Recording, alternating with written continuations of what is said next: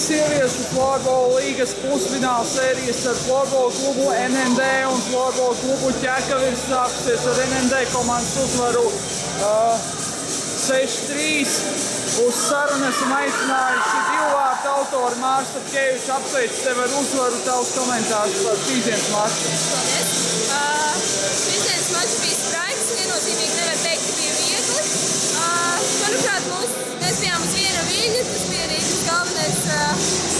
Un pretinieks arī godam cīnījās. No visoli priekšā tas tikai pirmais solīts.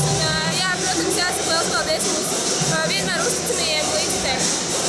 Tev izdevās šodien gūt divus vārtus. Ko var teikt par savu sniegumu, varbūt kaut kādā veidā pakomentēt apsvārtu kungu? Vienmēr var būt labāk. Bet bija ok. Jāturpina strādāt un jāturpina nākamajām spēlēm.